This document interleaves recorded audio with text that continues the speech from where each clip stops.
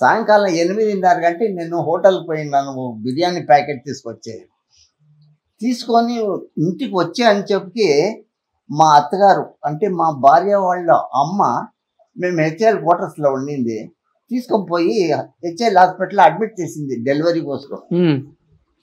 ఆ delivery నేనేమనుకున్నాను, labour వార్డుకి తీసుకుపోయారు, నాకు తెలియలేదు. నేను వాపస్ వచ్చి ఇంట్లో పనుకున్నాను.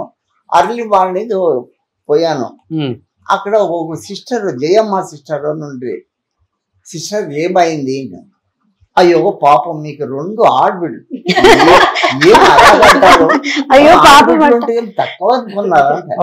మా భార్య చూడలే వీళ్ళిద్దరు ఇద్దరు అమ్మాయిలు అనేసి, పోండి ఏమో 2 అమ్మాయిలు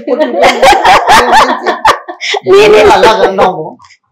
నేను పోయి చూసాను, ఇద్దరు నన్నే ఇట్లే చూసాను. నాకు అప్పుడే చాలా ఇంప్రెస్ అయిపోయినాను. ఏమనుకున్నావు, ఎంత బాగుండారు ఇద్దరును అట్లని.